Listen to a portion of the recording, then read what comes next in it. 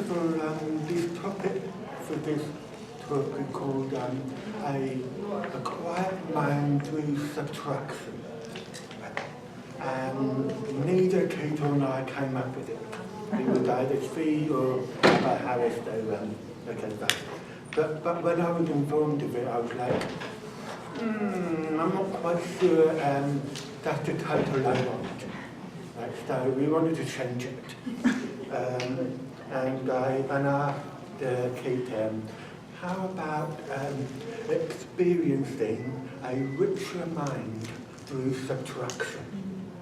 And I think Kate went, yeah, let's go for it. I really like that title. So even though we called the quiet mind with subtraction, we're really going to go in the direction of a richer mind. Okay. Yeah. The reason why I wanted to go in that direction is because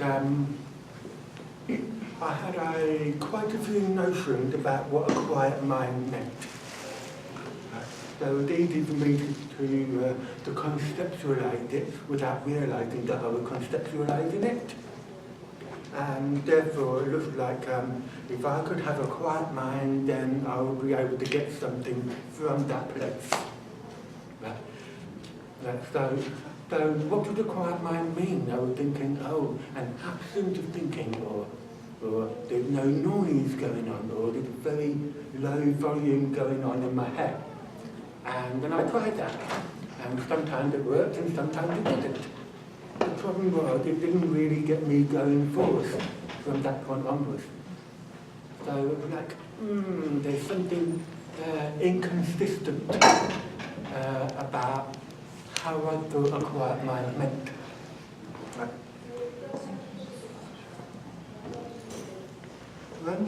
When I had insight into that the three principles,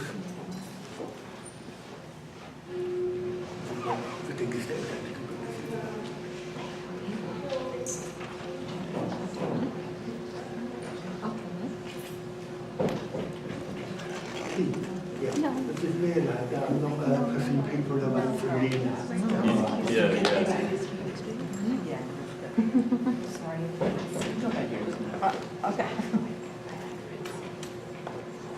Okay. Carrying on where I left off. So when I had insight that there was a built-in logic within the three principles, right, which made it a paradigm. Before I didn't have the logic, therefore I couldn't understand it paradigmatically. It forced me to rethink what I think, or more fundamentally, I had to rethink what thinking is. So then and as I was having insight, I found that somehow, through insight, I suddenly had a really quiet mind in that moment of insight. And when I had that experience, there was a very noticeable sense of what I had been thinking previously was no longer with me. And suddenly I was having a quiet mind. Right? And I was like, this is completely unexpected. And suddenly, through that quiet mind, I also realized there was absolutely nothing like what I thought a quiet mind meant. It was far beyond any idea that I had up to that point. So that gave me a much deeper appreciation for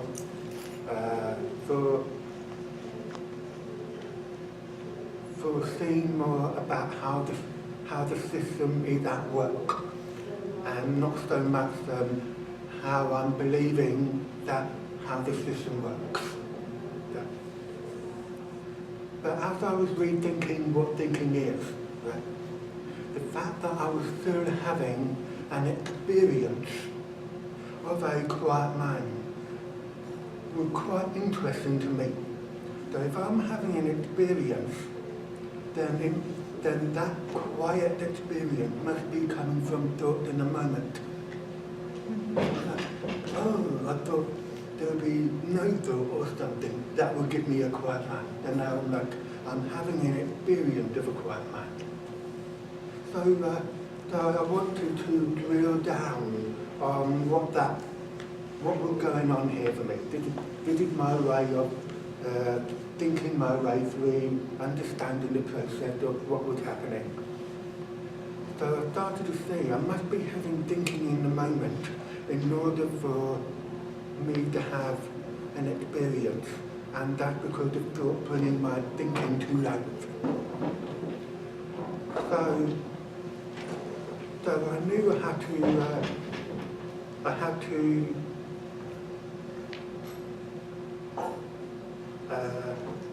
basically understand what a quiet mind meant. So now that I knew that it's not an absence of thinking that was giving me a quiet mind. It wasn't an absence of thought that was giving me a quiet mind. So what am I left with? I didn't know how else to think about it. And because I'm no longer having that thinking I had before, I knew I needed something new, if you like, to be able to put word to it or to understand what was happening. And then it occurred to me that because we now have a paradigm, we have an inside-out paradigm, that my feelings are coming from thought in a moment, and there's the outside-in paradigm that my feelings are coming from something other than thought in a moment. And then that gave me an idea, if you want to call it that, which gave me a new definition of what a quiet mind meant. So, which was, did the quiet mind mean an absence of outside-in thinking? Which was like, that kind of makes sense.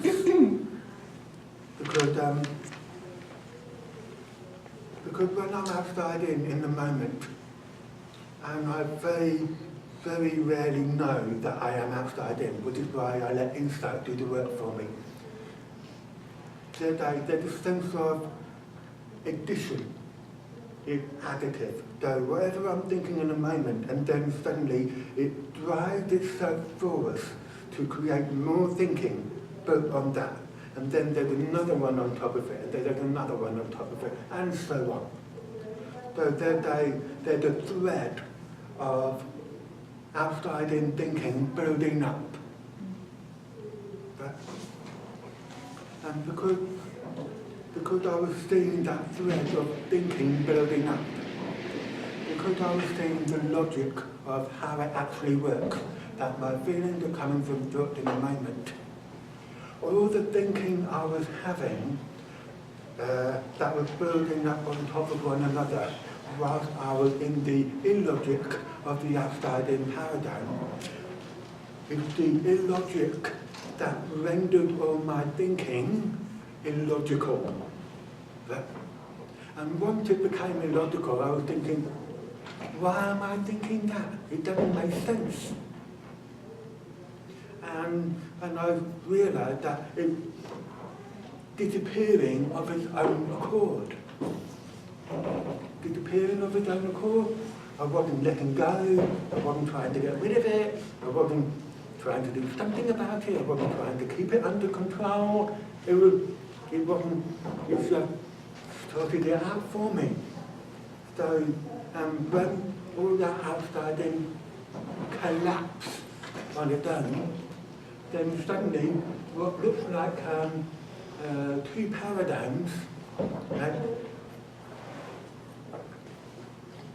became like this. So you can see on the right hand side, there's nothing there anymore. So it's like, a quiet mind must mean My feelings are coming from the door and I know it.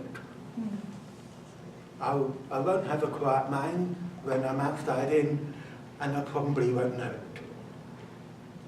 So that really redefined not just what a quiet mind meant to me, but also redefined a lot of other ideas I had about the three principles. So for example, insight. I used to think insight was having you thinking. And I now realise it's basically a switch from the outside in to the inside out. That's why I don't look in the direction of you thinking anymore. Because I had an association, it wasn't there anymore.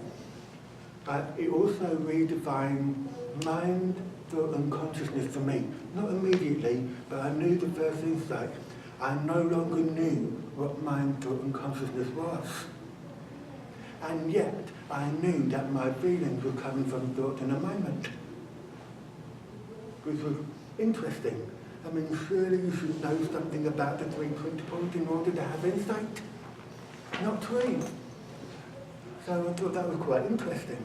You know, I was thinking, oh, I've been spending years with the three principles, spending lots of money learning about the three principles, hearing from all the different experts, just I've included. And it was like, oh, I think I've been going in the wrong direction, and I have no idea. Now, that doesn't mean that there is something about what other people teach the three principles is right or wrong. I'm not saying that. I'm just saying that I now realise that I was the one who was outside in, not having any idea that I was outside in when I was attending all those things. So it's almost like I wanted them to give me a good feeling, and then I would take the good feeling with me and then go through life with it. That's not how it works. So it wasn't until for another 18 months before I had a glimpse into what might be mind, thought and consciousness. And again, it wasn't what I thought it would be again. So it was like, it seemed to be always not what I thought it would be. It was always a surprise. So that taught me a lesson in the sense of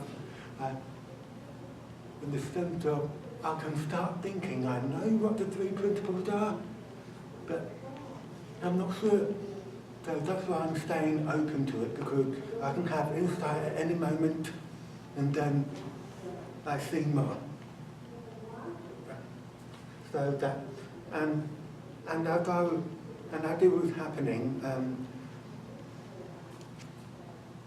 realising that I'm experiencing something of a more fundamental order, or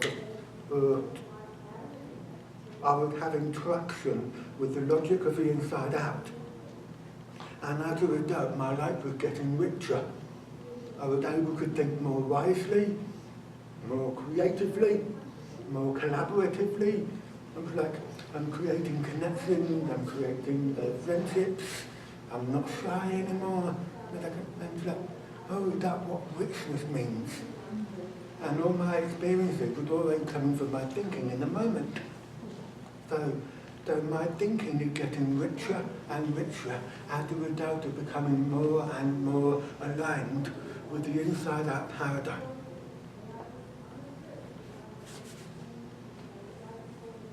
Yeah. Beautiful. Does it make, everyone follows that? I'm assuming.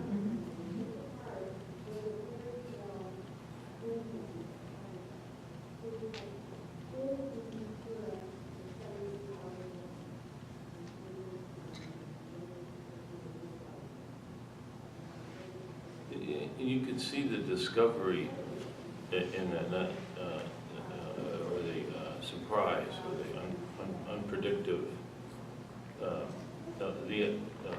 the element of surprise, you might say, like a ninja behind the door or something like that. The element of surprise to, and delight that comes with insightful learning.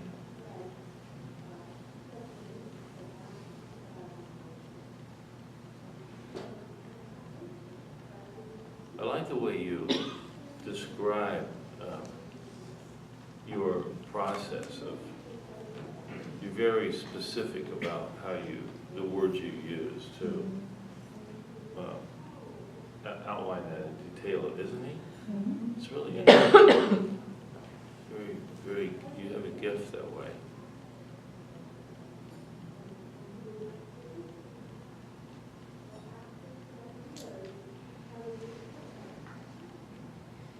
It's very, there's a logic to it inside myself that I'm like, yeah, okay, yeah, oh yeah, yeah, you know, like it's like a stepwise thing. It's very, very practical. I think my wife is like that sometimes. She's very, she has a practicality streak in her, so she kind of shares frankly and openly and sincerely about her own things that she goes through, and she's very honest about it. Like she's not trying to put any air on it or anything else on it, you know. So it's very honest. She's honest about yours too. You what? She's honest about your process too. Oh yeah. She says, "Oh boy, I don't understand anything." Yeah. Hey, you know, you could save that till when we're not in public. Sorry. Now even Barbara's willing to take a shot. Yeah. No, it's part of how she describes Yeah. the way the two of you discovered or uncovered the paradigm. Yeah, She tells yeah. funny stories. Yeah. But it's nice to have that kind of practical specificity and honesty. I really appreciate it.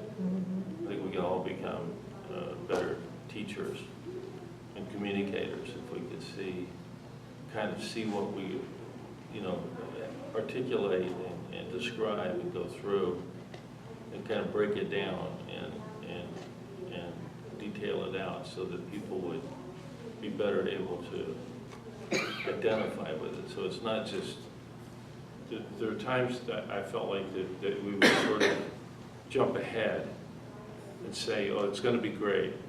So, yeah, but I don't know. I hear you, but I am here. You know, I'm not that great yet.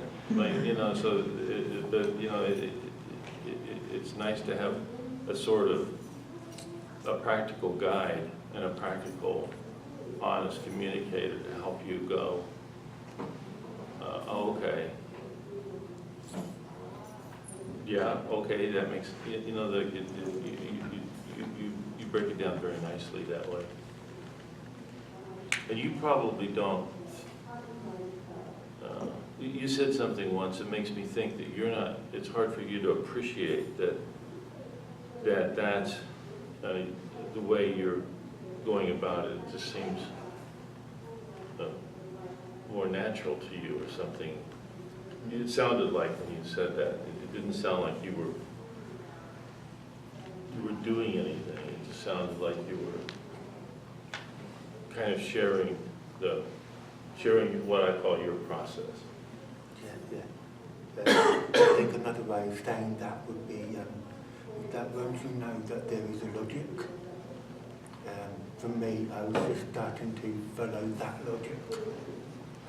And the logic is, I still don't know how I do it. It's quite intuitive to me. There's a way in which, by following the logic, you seem to connect the dots naturally. In a way that dots were meant to be connected. And before, there was this sense of, I was connecting the dots, but in a lopsided way, or in an incoherent way, thinking that was the best way to do it. You know what I just imagine? It's like connecting the dots. You know, connecting the dots like you have, like with kids. You know, but it's like connecting the dots with an abstract painting, which is really like, what the heck is this going to be here? Well, it's not. There's nothing. It doesn't have. It's got colors and. Or connecting the dots of a giraffe or something like that. A giraffe is like, you might not know it's a giraffe, but it starts to emerge like, that's a giraffe, of course, you know, like I see it now. So it's like it's that kind of difference. So I think having a pre-existing logic that you're detailing out and following it. Valda said that too. One time, like she wrote those implications, not applications, pieces that some of you've seen, and they base programs on some programs for kids now on those implications, and so I would press her about what are you doing? Like, how do you? Like, and I'd say, well, here's another implication. She says, that's not an implication. What do you mean it's not? Like, I think it is. She says, no, it's not. Like, and I would say, well, who? You know, I'm kind of, who are you to say? You know, maybe it's my implication. It's not your implication. You know, like, and she was like. Completely unfazed by that. Like it had no relevance to her whatsoever that I was coming up with my own scheme, you know? And so I said, well, on what terms are you, what are you going on anyway? What defines an implication and a not implication? And she says, you know what she said? It's really interesting, given what you've been talking about. She says, Keith, I'm just following the logic. So she's following the logic, and I'm like, what's she doing? Like, I have no idea that there's what do you mean there's a logic? That's what I said. What do you mean, what logic? What logic? Are you following? She said, the paradigm logic, for Pete's sake. And so I said, say more about that. So I was, you know, I was very stupid, as I often am, but there were revelations along the way there that she was dropping in, and she might not see the next one until. Well, I don't know what it's like for you, but it sounds to me like, as you describe it, it's a little bit like, okay, I can see that. Well, now what? You know, like, I don't know, like, as you describe it here in summary, I think you leave out those pauses or whatever. Yeah. A little bit of history here. Very shortly after I had my paradigm-based instinct, and that there was this logic, and now I didn't make the logic, it was already there. I was like, I never knew it was there, but suddenly it was there, so I was going that direction.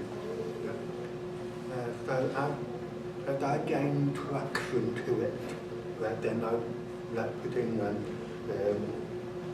rabbit to the road kind of thing, and I just started to follow it, and then and this was before I came across Kids and Values implication, not application document, and I started to see,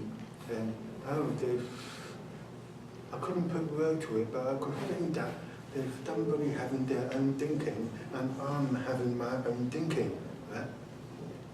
And I was like, I didn't know it was an implication because I didn't have a word to describe it at the time. It was so fresh, it was so new, it was a revelation. But it had consequences, if that's the right word, for how I think about thinking. From a place of not what to do about the thinking, but what it means for thinking. So it was like, oh, we do different here. So you mean, so it means, when you're seeing, you're at dot 51 and you go to 52, let's say, you're saying that what the trail you're following and that's leading you forward is about thinking, not about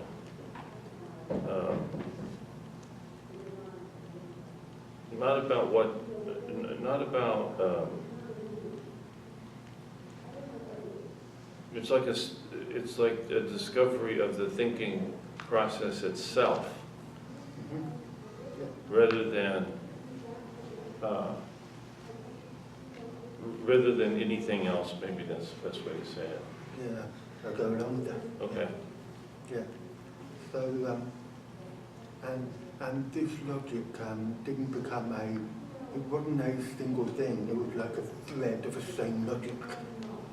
It was a thread that was getting longer and longer and longer. I'm speaking metaphorically, of course. And I was going further along it.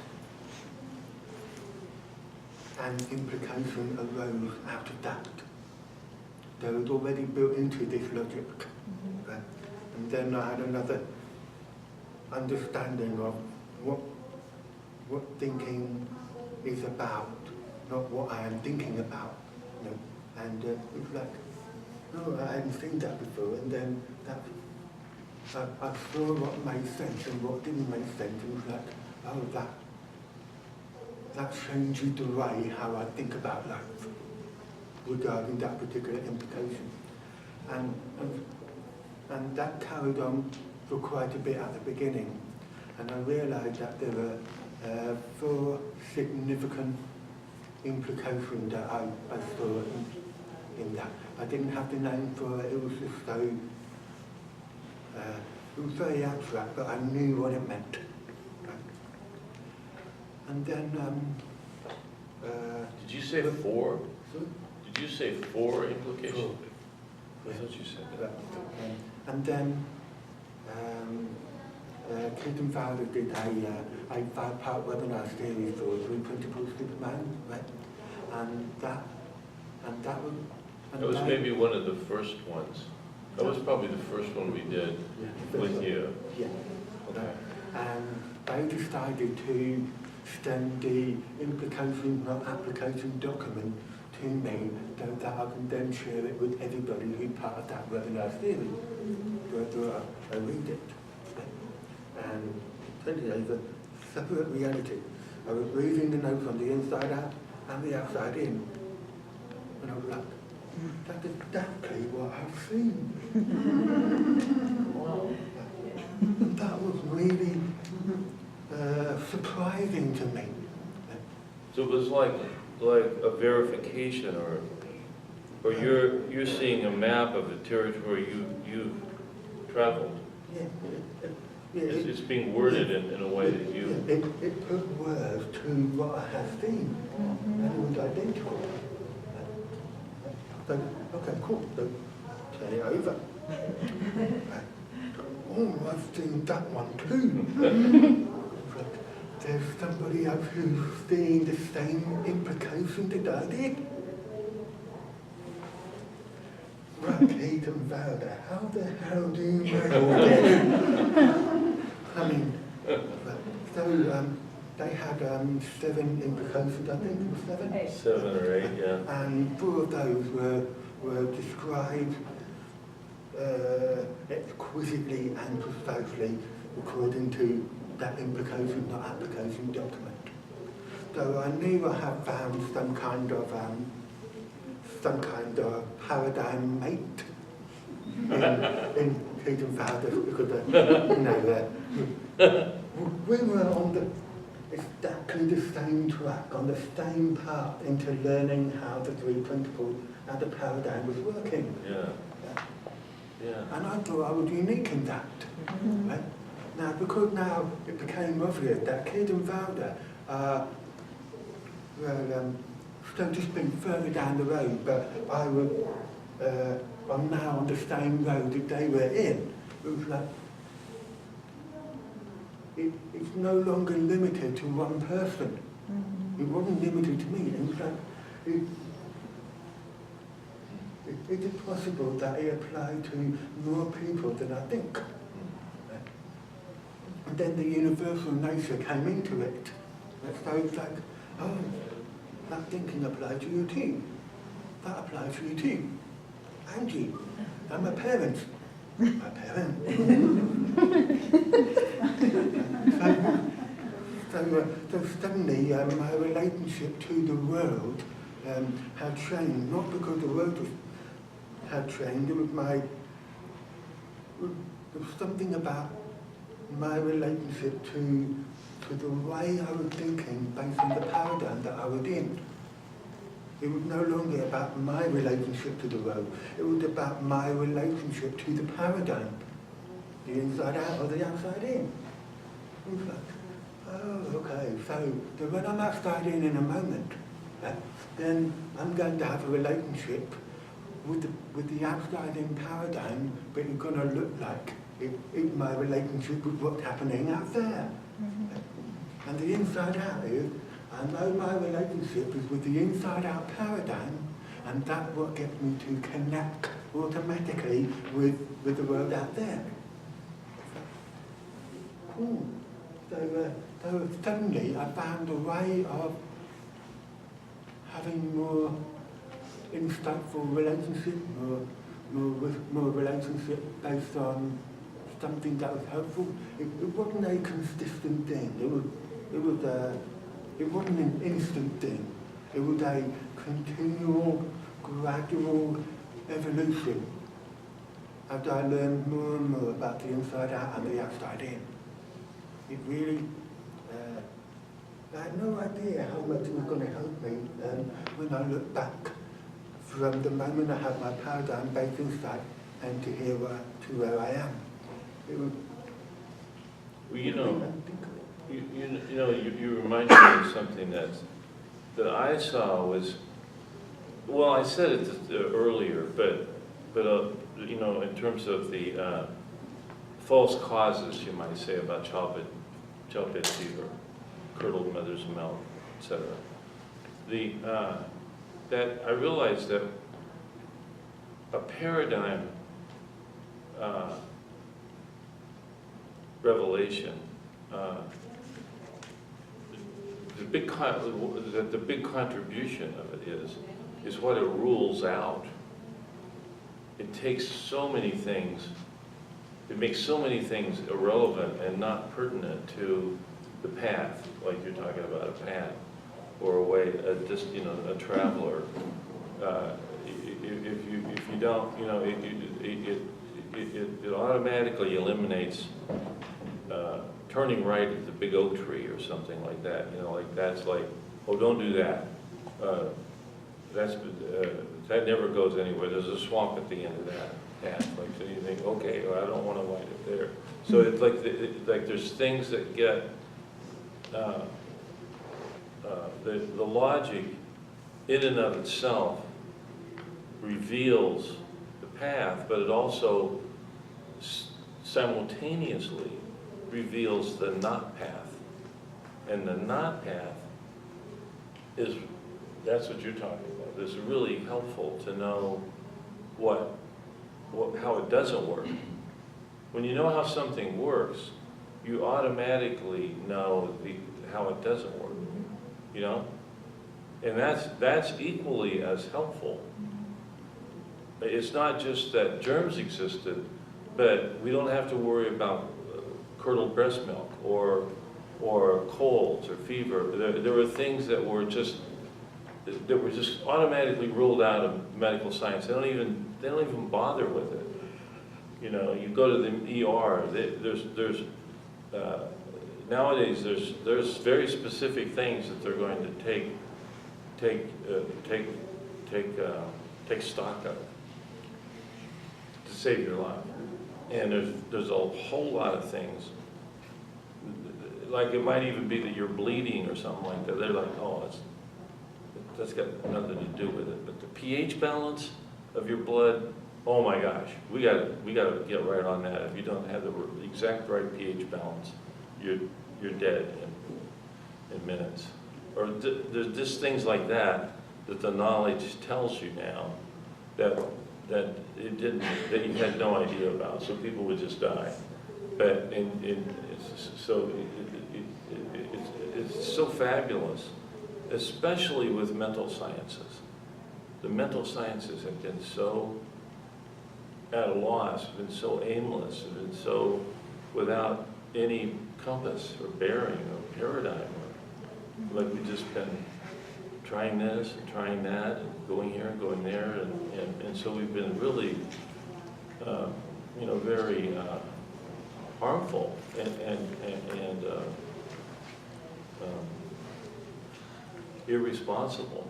But we didn't, but how else would you be if you didn't know germs? You know, like you'd have to follow the lead of colds and atmosphere in the hospitals and other such false leads. The false leads would look to you to be true indicators of something. Mm-hmm. You know? But now I can see that people. But Dr. Blevens, they don't know, the professionals, the mental health professionals, that they're on the, they think they do have it. That's the bad part. You see that, when you interact with a team or something like that, you're going like, whoa. Like Sid used to be like that with us. Like he'd say, well, what are you doing that for? Like, what does it matter the past of the person? What? Like, what do you mean? Does it matter the past? The past is everything. It tells you all kinds of stuff. It's got everything to do with it. It's got nothing to do with it. And those were just ideas so out of left field, it was hard to comprehend. What in the world is he? I was like that with Valdo, like, what in the world logic are you following? Sid was really like that. Like, what are you talking about? That can't be, you don't understand. There would be a lot of times people would dismiss what he said, because they'd say, you've never been in an office and you don't understand. There's legal ramifications here, there's confidentiality, there's this and that and the other thing. And he was like, give me a break. Are you trying to heal people or aren't you? And what you're doing is hurting people. End of story. And we think, well, let's not be so quick here. But he was following a different logic. And it was the clash of logic versus illogic. And illogic really didn't have much of a leg to stand on. It also got me to appreciate that I realised that I wasn't thinking some of the time.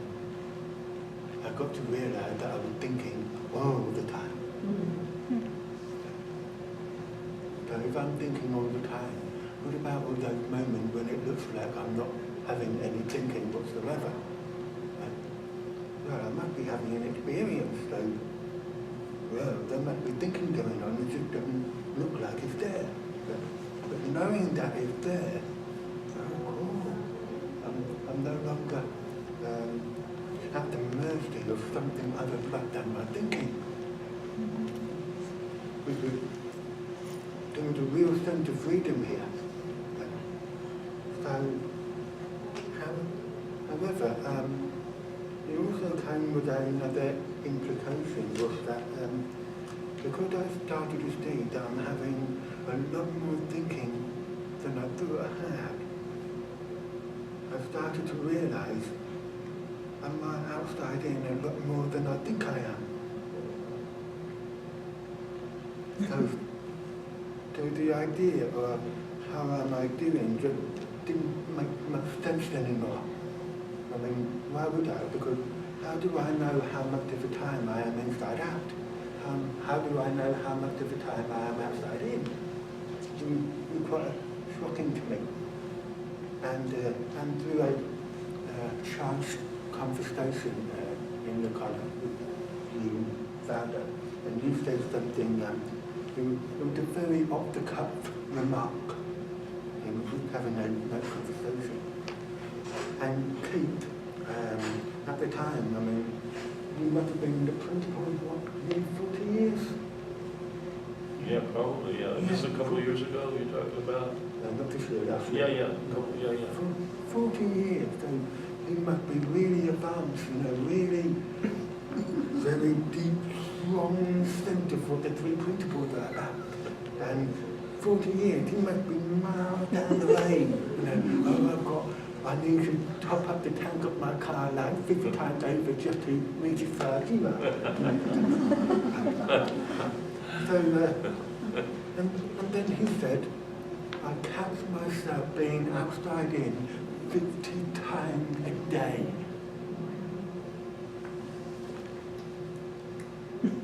I thought I was doing well, thinking that I was outside in like 7 or 8 times a day. And I was thinking, what if I am more outside in than I think I am? Crikey, yeah. 40 years. That's a and diagnosis I'm like for that. only a couple of Crikey. years old in the three principles. That's But it brought about a lot of humility because, the truth came in, the honesty came in. It was like, And then I was thinking, well, the kid knows that he catches himself being 50 times being outside in. I also wondered how many times that outside in happened, and you have no idea how it happened. Yeah, right. That was That's a double. It gave me another respect for the depth of what the three principles bring, how powerful thinking is. It's the power that I started to realize that it wasn't something I could control anymore. It was too big, it was too powerful, it was too hot to handle in a way. That was really powerful for me to see. It really. So I began to wonder, how is it that I am missing out on all this outside-in thinking?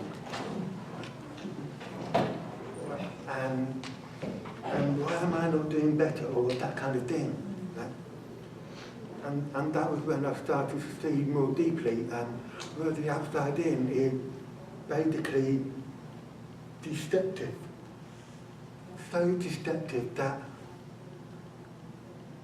I don't have a way to bypass that deception.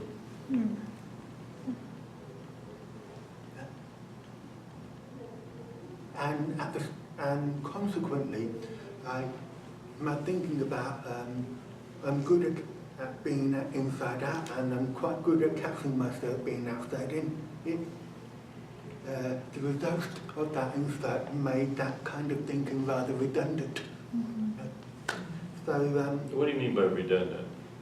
The kind of thinking that how I was doing, catching myself being inside out or outside in, that comparing it to my insight, it didn't make sense to be thinking what I have been thinking. Makes sense? Yeah. So seeing more of the deception of the outside in. So I wondered what the deception was. So I'm having thinking, and it didn't, and being outside in makes it look like it's not thinking. And as a result, oh, if it looks like it's not thinking, then of course I'm going to be thinking that this is what's making me feel this way. Okay. And then that led to, that brought to light for something that was happening for me that I had no idea I was doing. Which speaks about the quote that I showed you last night.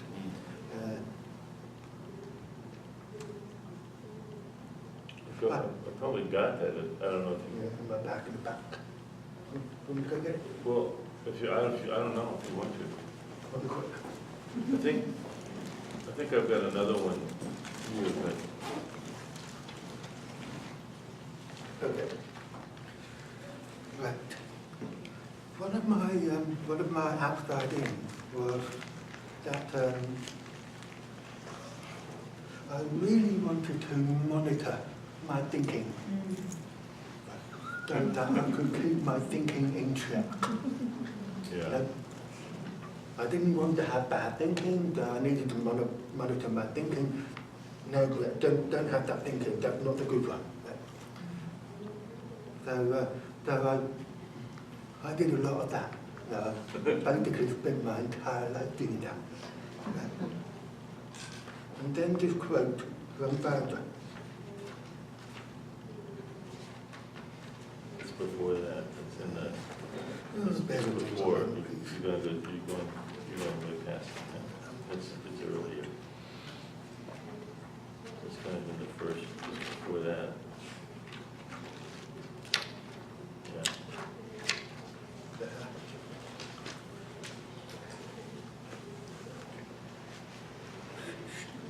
She calls it the problem. The problem, actually, Kate, would you mind reading that? Because I think you've got a really great voice and that there's something about your voice that you can through. All right. Sure.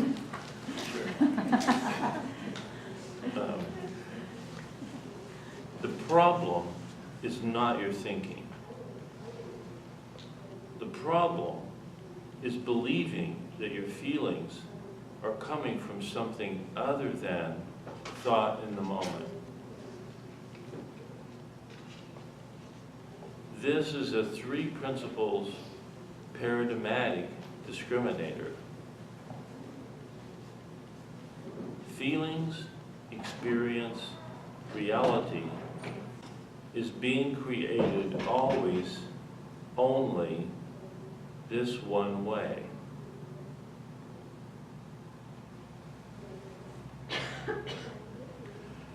So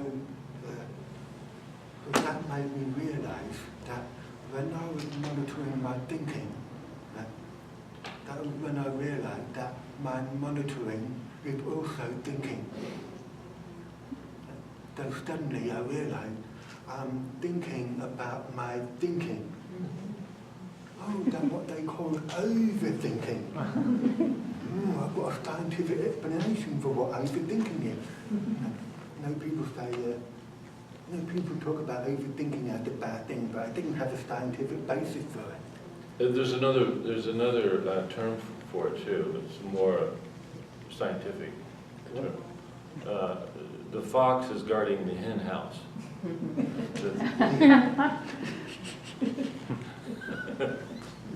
Yeah. You don't want to leave the fox in charge of the hen house. So now that I realized that I was thinking about my thinking, I realized I had to be outside in the first place in order to monitor my outside in thinking. Oh, I've been spending all that time in my life outside in. And I just knew it didn't make sense anymore. Oh. So the notion of monitoring my thinking, it didn't all collapse right away, but it got less and less and less. I was getting, not going into it as much as I did before. I was starting to spend a bit of time being inside out. And when I saw I was inside out, I was never ever monitoring my thinking. Why would I want to monitor my inside out thinking? I've now got another clue to when I'm upside in. I'm monitoring my thinking, that kind of thing. So as a result, the richness of the inside-out paradigm started to blossom more and more of its own accord. And I had no idea whatsoever that the monitoring of my thinking was preventing that. So,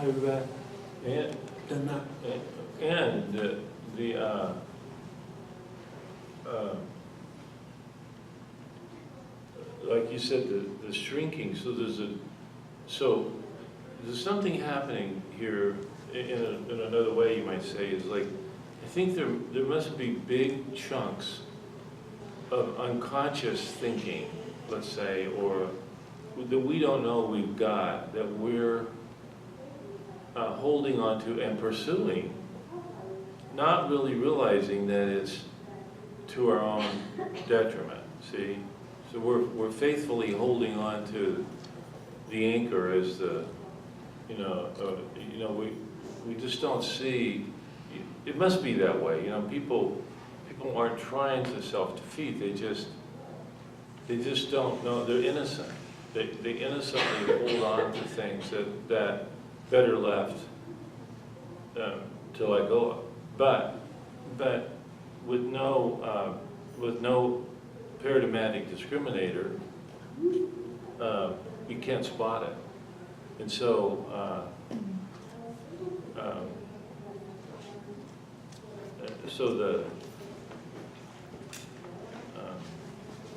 that's all I want to say. yes, so I was now experiencing subtraction. And it was a different thing. Like I said, it didn't all happen overnight. Sometimes I get a bit of subtraction, and sometimes it just series of little ones. Every one of them counts. We use the metaphor of a glacier. Yeah, the glacier, like there'd be, those moments they filmed that, where you see a big, an iceberg, and then a huge big chunk of ice, kind of, they call it calves. It calves off, and it's just this enormous chunk of ice lets go, and it goes under the water, and it pops up, and then it just creates a tidal wave of water and stuff like that, because it's a really huge piece of ice, and then that becomes an iceberg. And so there's this subtraction. If something gets taken away, and there must be these big chunks of thought that we don't know is irrelevant or outside. We don't know it's outside in. And so we, and this subtraction that we're talking about that we wanted to underline here is the loss of the legitimacy of all of that. All of that starts to look like, you start to see this, once you see it for what it is, it's a lot easier, it's a lot less tempting to think about it. If you know something isn't really part of the story, it's not relevant or anything like that, it's a false clue, it's a false discriminator. If you know that's a false discriminator, you don't have to, you might glance at it, you might not even glance at it, like what does that have to do with anything? It's not even part of the story here. So there's things that get collapse and get subtracted and go away and melt off, and the glacier is not a bad metaphor for that, because it gets smaller and smaller and smaller, and then it just becomes water again. It's just gone. So that loss, and in its place comes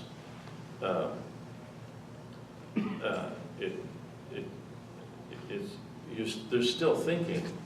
Oh, absolutely. In the book that we're writing, there's a lot of it was written by Sid, and so he says something to this effect at one point, that he tells a story that this guy was on Salt Spring Island where he lived, and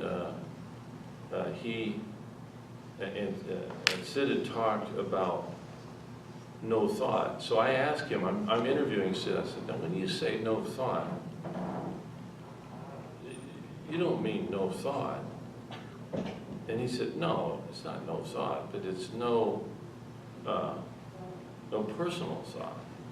He was just trying to describe it, like what is it that gets lost or cleaved away? It's the outside in thinking that you didn't know was unrooted, that has legitimacy to you that it doesn't deserve.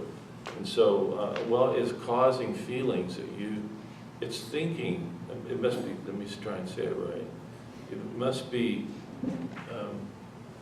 feelings coming from something other than thinking in the moment. And so, those are what those are starting to get lost among us. There could be a time when they won't hold much stock, but I think the elevation of our group here, like I may call you all our group, would be the lightening up of those big chunks are falling away and they're melting away. However slowly they might seem, their days are numbered because the water is warmer than the ice, and it's gonna dispel itself because it has no life. It has no life of its own. We were just holding on to it innocently and believing in it that it counted or that it was important or logical. It's not even logical. Yes, so when I thought that I had been monitoring my thinking, because of the logic that showed me how it worked, it also prevented me from having judgment about my past.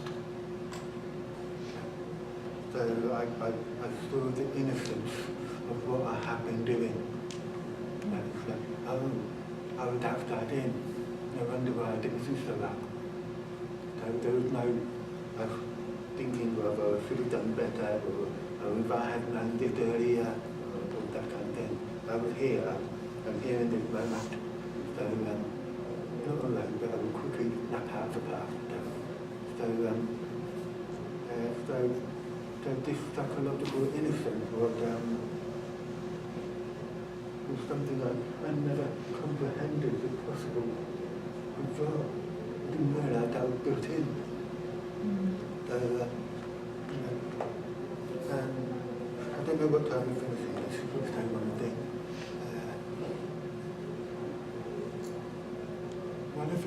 One of the things that gave me respect more for thinking is that we're having thinking 100% of the time, even though what we think changes. So if it's 100% of the time, then it lends itself to that thinking really is not the problem. So we are not pro-thinking, we are not anti-thinking.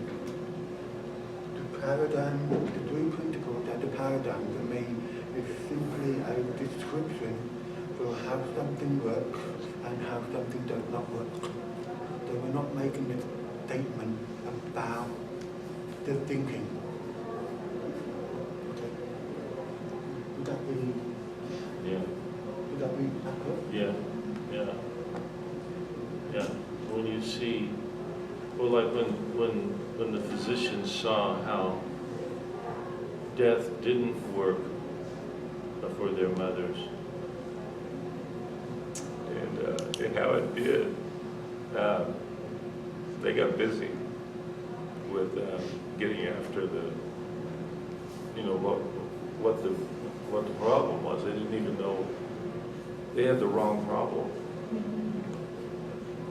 and so they had to be ineffective.